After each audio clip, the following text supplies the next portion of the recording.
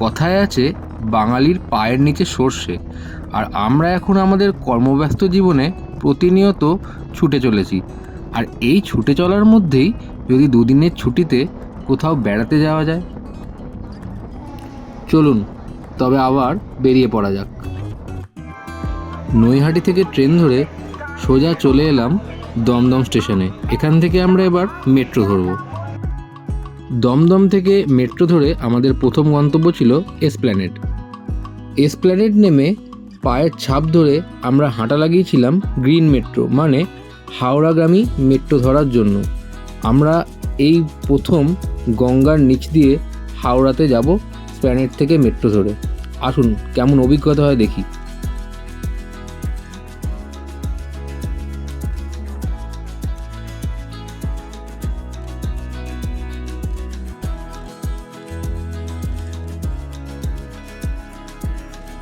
Esplanade থেকে যারা প্রথমবার হাওড়া যাওয়ার জন্য মেট্রো অ্যাভেল করবেন তাদের একেবারেই অসুবিধা হবে না, কারণ প্রত্যেকটা পথের বাঁকে বাঁকে নির্দেশিকা দেওয়া রয়েছে কিভাবে হাওড়াগামী মেট্রো ধরতে আপনাকে যেতে হবে। আর নিচে গ্রিন লাইন মেট্রোর জন্য সবুজ রঙের পায়ের ছাপ আঁকা, যার জন্য পথ খুঁজে পেতে একেবারেই অসুবিধা হবে না।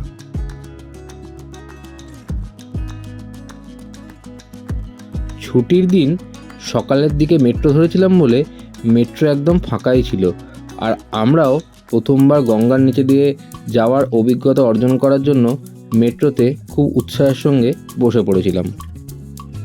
মহাকরণ স্টেশন ছাড়াতেই চোখ রেখেছিলাম টানেলের দিকে, আর যেই গঙ্গা ঢুকেছিল অমনি ব্লু লাইট শুরু হয়ে গেছিলো। ব্লু লাইট হচ্ছে গঙ্গা নদীর নিচ দিয়ে যাচ্ছি তার সংকেত। আর এই পুরো টানেলটা পেরোতে মানে গঙ্গার নিচ দিয়ে পেরোতে সময় লেগেছিল 46 সেকেন্ড। গঙ্গার নিচ দিয়ে টানেলটা ছিল 520 মিটার লম্বা, আর এই টানেলটা পেরোনোর সময় একটা অদ্ভুত অসাধারণ অনুভূতি হয়েছিল। আর গঙ্গা শেষ হতেই ব্লু লাইট অফ হয়ে গেছিল।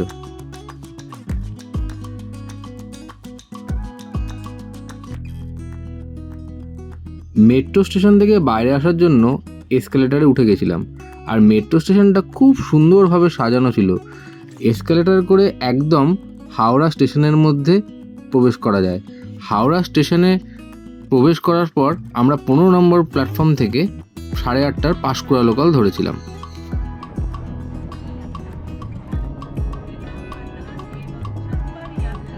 হাওড়া থেকে ট্রেন ছেড়ে দিয়েছিল পাঁশকুড়ার উদ্দেশ্যে, আর আমাদের গন্তব্য ছিল দেউলটি স্টেশন। দেউলটি স্টেশন থেকে টোটো ধরে মিনিট 10 যেতে হবে।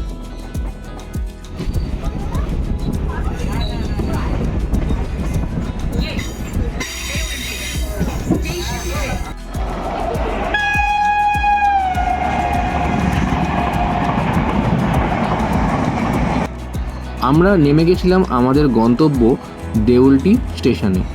দেউলটি স্টেশনে নেমে 2 নম্বর প্ল্যাটফর্ম দিয়ে বাইরে বেরিয়ে টোটো করে যাওয়া যায় প্রান্তিক রিট্রিটে, যেটা আমাদের আগামী 2 দিনের আস্তানা ছিল। আর এই প্রান্তিক রিট্রিটে যাওয়ার জন্য সময় লাগে মাত্র 8 থেকে 10 মিনিট। আমরা পৌঁছে গেছিলাম প্রান্তিক রিট্রিটে, আর প্রান্তিক রিট্রিটে পৌঁছেই প্রথমেই যেটা আপনার চোখে পড়বে সেটা হচ্ছে এখানকার মনোমুগ্ধকর শান্ত নিরিবিলি পরিবেশ।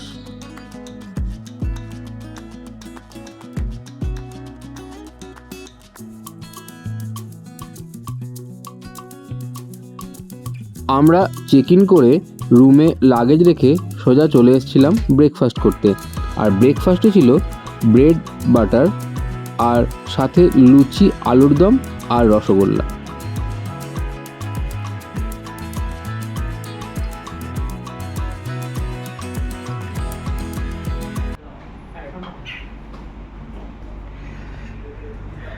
এইটা হচ্ছে আমাদের প্রান্তিক রিট্রিটের রুম। এইখানে একটা সিঙ্গেল বেড আছে আর এখানে একটা ডবল বেড আছে। আমরা একটা রুমে 3 জন 4 জন এরকম করে থাকছি, আমরা 11 জন আছি টোটাল। এখানে টিভি রয়েছে, এখানে ইলেকট্রিক কেটল, জলের বোতল দিয়েছে, কফি, চা সব কিছু আছে, কাপ রাখা রয়েছে।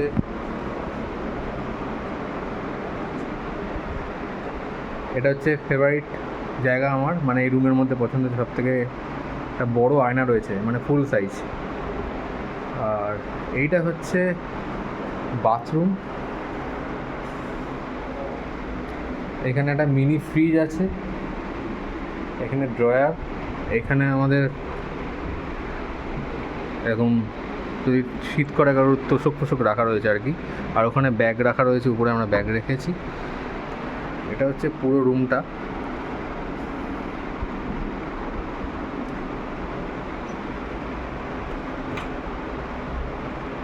আচ্ছা, বাথরুমটা দেখাই।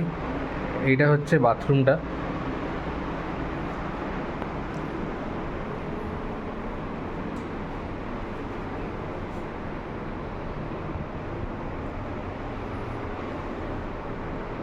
আর এখানে হচ্ছে শাওয়ার। আর ক্লিনিং খুব সুন্দর, এতক্ষণ ধরে ক্লিনিং হচ্ছিল, খুব সুন্দর ক্লিন করেছে। তো দারুণ, বেশ ভালো।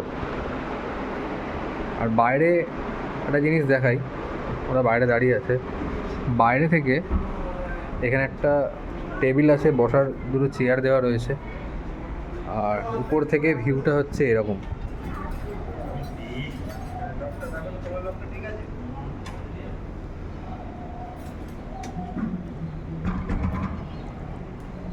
পাশেও কটেজ রয়েছে, রুম আছে।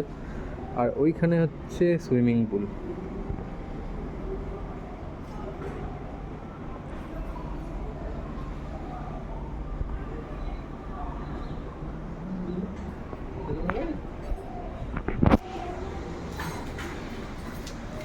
সামনে এরকম বড় মাঠ রয়েছে, এদিকে এখনো তৈরি হচ্ছে অনেক কিছু।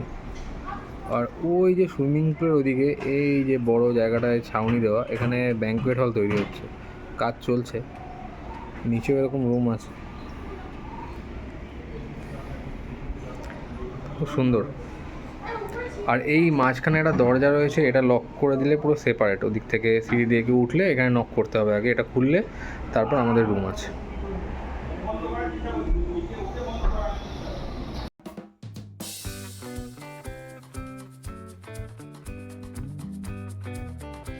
ব্রেকফাস্ট করার পর আমরা আমাদের রুমে গিয়ে চেঞ্জ করে অল্প কিছুক্ষণ বিশ্রাম নিয়ে চলে এসেছিলাম সুইমিং পুলে।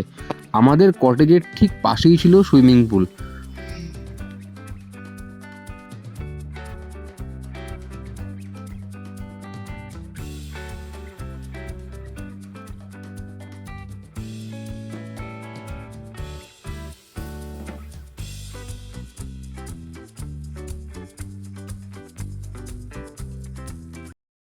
পুলে স্নান করার পর খিদেটা জমতে পেয়েছে। আর এখন আমরা চলে এসেছি সোজা খেতে। অনেক আইটেম আছে, আমরা যে আইটেমগুলো অর্ডার দিচ্ছি সেগুলো দিয়ে গেছেন ওনারা। আমরা খাবো, আইটেমগুলো একবার দেখিয়ে দিই। মেনুতে আছে আজকে সাদা ভাত, এইখানে আছে ডাল, ঝুড়ি আলু ভাজা, আলু পোস্ত। এটা আলু পোস্ত না মিক্স ভেজ? Mix veg.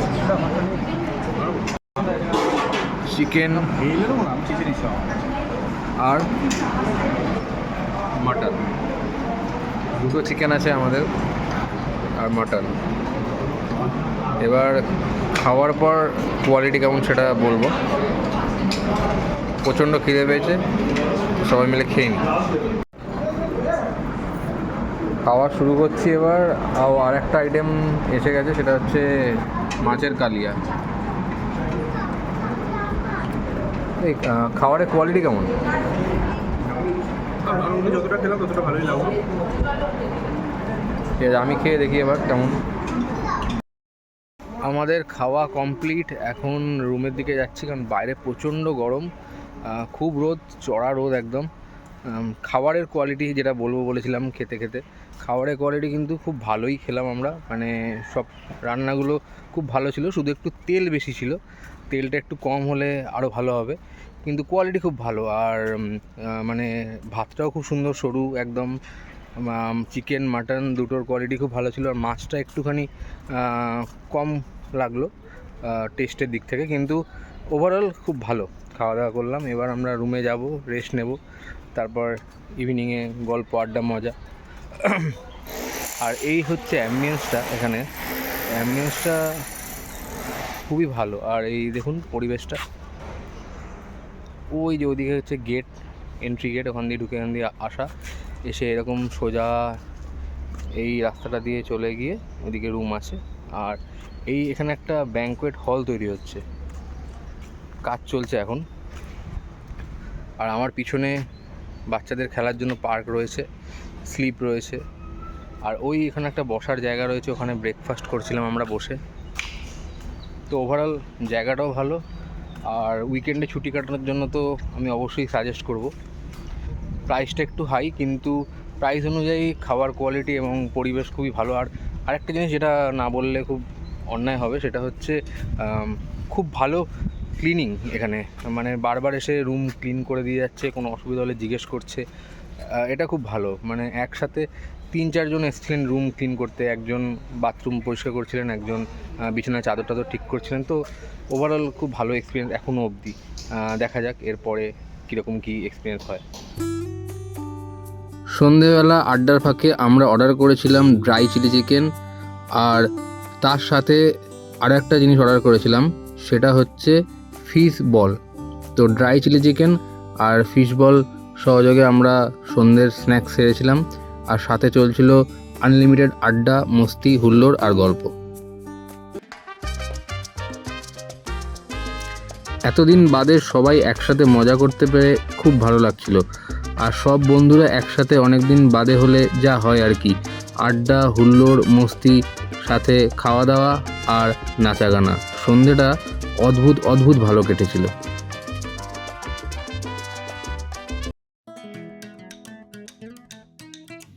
এবার এসে গেছিল আমাদের ডিনারের পালা। আমাদের ডিনারে ছিল চিকেন চাউমিন, এগ কষা, সুইট অ্যান্ড সর চিলি চিকেন, আর তার সাথে ছিল রুটি। এইগুলোই ছিল আমাদের ডিনারের পুরো মেনু।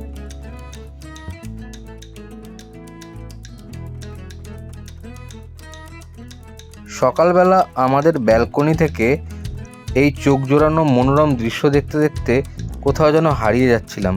এক অদ্ভুত পরম পাওয়া।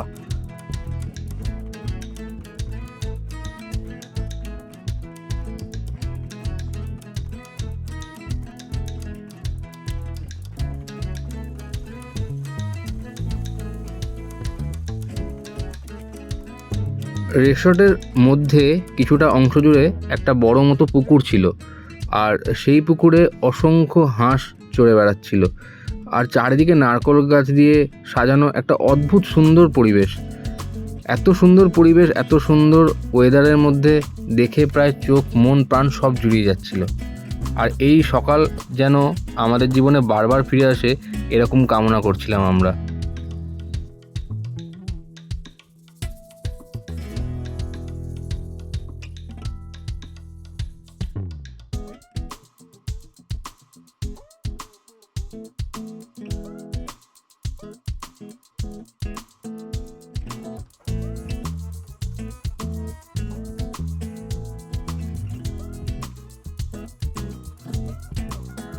এবার আমাদের ব্রেকফাস্টের পালা। ব্রেকফাস্টে ছিল ব্রেড বাটার, পোহা, ডিমের অমলেট, ডিমের পোচ, লুচি, আলুর দম, রসগোল্লা, সাথে ডিম সেদ্ধ, আর তার সাথে আনুষঙ্গিক ছিল ডিম পাউরুটি। সবাই মিলে ভাগ করে নানা রকম ব্রেকফাস্ট নেওয়া হয়েছিল, যাতে এখানকার খাবারের টেস্ট সম্বন্ধে আরও বেশ কিছুটা আইডিয়া হয়। আর প্রতিটা খাবার সত্যিই খুব ভালো ছিল।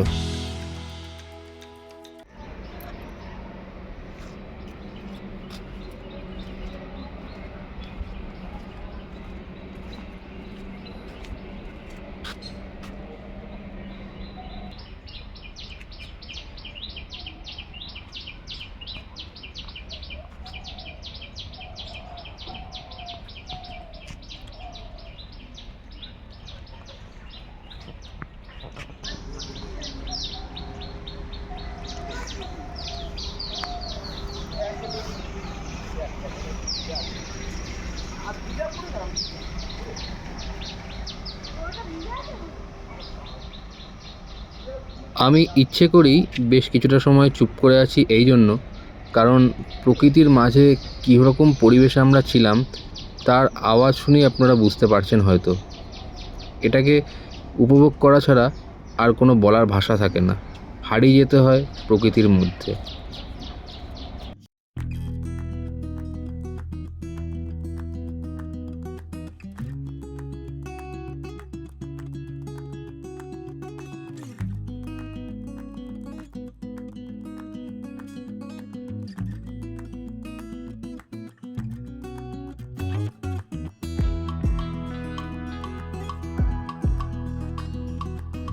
নানা রকম ফুল গাছ দিয়ে রিসর্টের রাস্তার চারপাশগুলো সাজানো ছিল, আর এত সবুজ যে শহরের কোলাহল থেকে দুদিনের জন্য হারিয়ে গিয়ে মনটাও তাজা আর ফুরফুরে হয়ে গেছিল।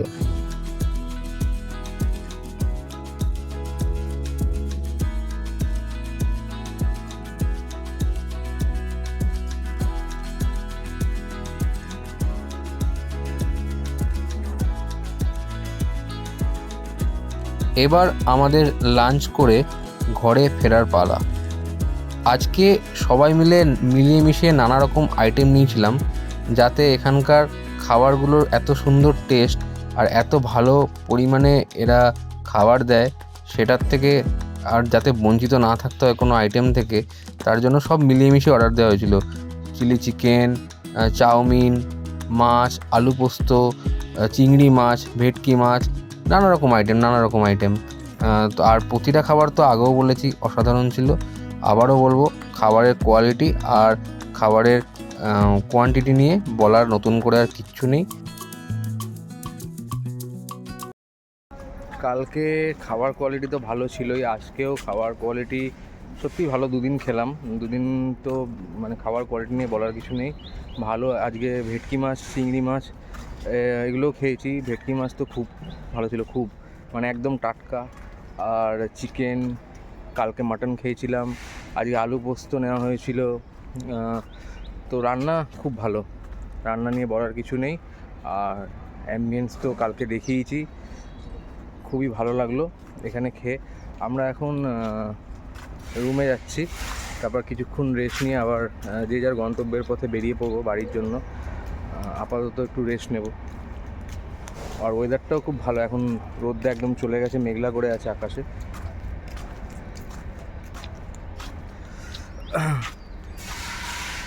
এই যে আমরা যাচ্ছি, পিছনে আসছে।